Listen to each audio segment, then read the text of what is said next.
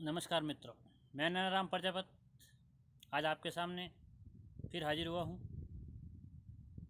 आज हम बात करेंगे, देश में दो मॉडल बहुत चर्चा में चल रहे हैं। एक तो है गुजरात मॉडल, दूसरा हम बात कर रहे हैं केरल मॉडल की।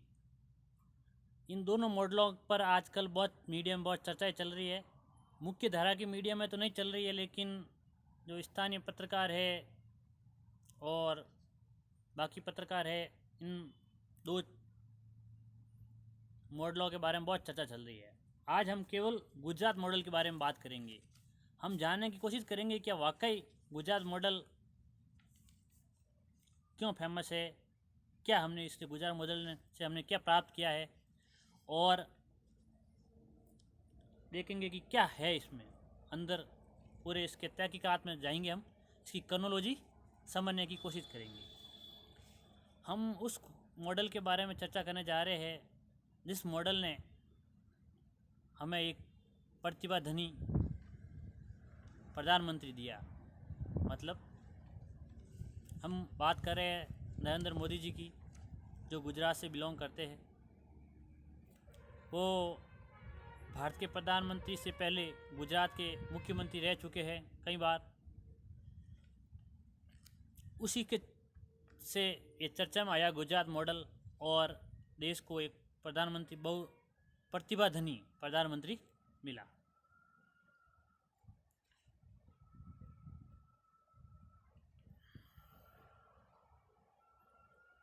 गुजरात मॉडल न केवल भारत में प्रसिद्ध है बल्कि देश विदेश में भी इसके चर्चे हैं।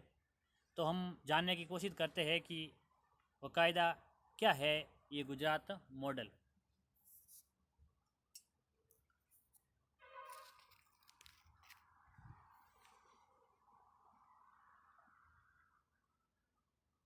अभी कोरोना के काल में गुजरात मॉडल की कुछ हकीकत मैं आपके सामने पेश करना चाहता हूँ।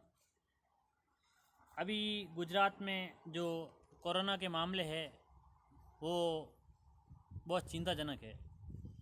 गुजरात की बात कोई मुख्य धारा की मीडिया नहीं कर रहा है। क्यों नहीं कर रहा है वो तो आप सब जानते हो। मैं तो आपको बताना चाहता हूँ कि कोरोना के मामले में गुजरात की स्थिति वही है जो महाराष्ट्र की स्थिति है। गुजरात और महाराष्ट्र लगभग अपने कंपटीशन में चल रहे हैं। वो चाहे गुजरात एक ऐसा राज्य है जहाँ मृत्यु दर सबसे अधिक है, राष्ट्रीय औसत से अधिक है मृत्यु दर। और जहाँ जहाँ वहाँ पर विजय रूपाणी की सरकार है, और हाल ही में विजय रूपाणी स्थानीय मीडिया के मुताबिक एक अहमदाबाद म्यूनसिपल कमिश्नर को हटा दिया गया। क्यों हटाया गया ये बहुत इम्पोर्टेंट है। स्थानीय मीडिया के मुताबिक हमें ये खबर मिली है कि उस कमिश्नर को इसलिए हटाया गया क्योंकि वो ज़्यादा टेस्ट पर जोर दे रहे थे। अब जब ज़्यादा टेस्ट होंगे तो ज़्यादा जांच आएगी, तो ज़्यादा मालूम चल जाएगा कि पॉजिटिव नेगेटिव के मामले ज़्यादा बढ़ेंगे। तो इसलिए उनको हटा दिया गया, रातों रात हटा दिया गया। और एक पत्रकार पर, टीवी पत्रकार पर देशद्रोह का आरोप लगा दिया गया और उन्हें जेल में डाल दिया। क्यों डाला गया? क्योंकि उसने एक खबर चलाई कि केंद्र सरकार और राज्य सरकार के बीच तालमेल यानी मतभेद है, इसलिए उसको राजद्रोह के आरोप में जेल में डाल दिया गया। अभी प्रवासी मजदूरों के चक्कर में वहाँ बहुत ज़्यादा झड़पें हुई। 3 बार प्रवासी मजदूरों की ट्रेनें रद्द होने पर उन्होंने बहुत झड़पें हुई, और उन प्रवासी मजदूरों ने का जो गुस्सा है वो एक स्थानीय पत्रकार पर निकला, और वो बहुत ज़्यादा मारपीट हुई उसके साथ। इसके अलावा आपके सामने कुछ आंकड़े रख रहा हूँ, और उससे पहले मैं आपको बताना चाहता हूँ कि गुजरात हाई कोर्ट ने पिछले 3 महीने में आपको ध्यान से सुनिए मैं क्या कह रहा हूँ।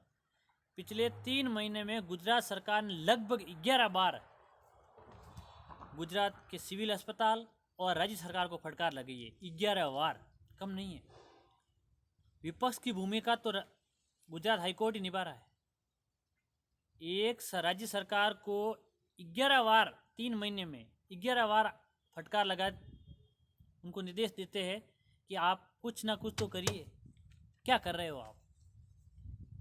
ये कोई अफसर नहीं, हाईकोर्ट बोल रहा है राज्य सरकारों को कि आप क्या कर रहे हो अभी तक।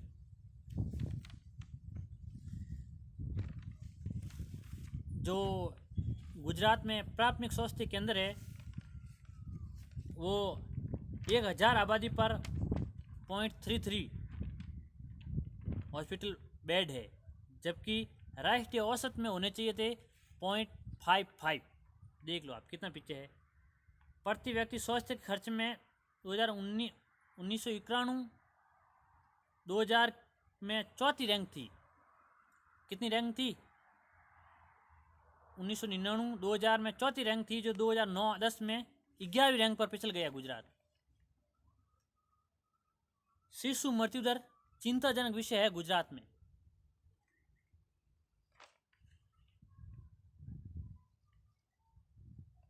और एक शोध में खुलासा हुआ है, रिसर्च में खुलासा हुआ है कि जो गुजरात में जो प्राथमिक स्वास्थ्य केंद्र है वो बिहार से भी कम है और कई सरकारी अस्पताल निजी हाथों में दे दिए गए हैं।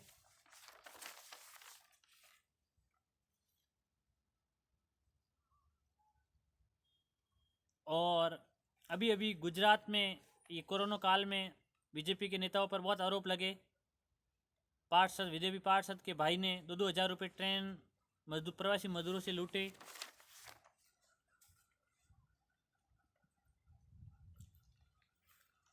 तो मैं इस आधार पर आप सबसे ये बताना चाहता हूँ कि जिस सोशल मीडिया ने, मुख्य धारा की मीडिया ने 2001 से 2014 तक जो एक खोखला प्रोपेगेंडा चलाया गया था, उस प्रोपेगेंडे में कुछ हकीकत नहीं थी। वो गुजरात मॉडल था ही नहीं, बस एक प्रोपेगेंडा चलाया गया और उस प्रोपेगेंडा के आधार पर पूरी देश ने ये मान लिया कि गुजरात मॉडल है कुछ। लेकिन आज की स्थिति देखकर ऐसा लगता है कि गुजरात मॉडल है ही नहीं। और भी बहुत सारी कमियां हैं। आप अगर सर्च करोगे यूट्यूब पर तो गुजरात में हजारों कमियां मिल जाएगी। वो मॉडल है ही नहीं। गुजरात मॉडल एक फर्जी मॉडल की तरह पेश किया गया देश में और लोगों को भ्रमित किया गया। बने रहिए हमारे साथ। हम अगले वीडियो में केरल मॉडल पर चर्चा करेंगे। मुख्य धारा की मीडिया तो इस पर चर्चा कर नहीं रही है, लेकिन हम जरूर चर्चा करेंगे। केरल मॉडल पर हमको आपको बताएंगे क्या ऐसी केरल सरकार ने तकनीक अपनाई कि आज सबसे पहले वो ज़्यादा मामले थे और आज 10 मामलों में अटक गया। 10 मामले पर आकर स्थिति लाकर खड़ी कर दी है। कोई भी एक एक्टिव केस वेंटिलेटर पर नहीं है। चर्चा करेंगे अगले वीडियो में। बने रहिए हमारे साथ। आपने अभी तक हमारे चैनल को सब्सक्राइब नहीं किया है तो सब्सक्राइब कर लीजिए। ओके, जय हिंद, जय भारत।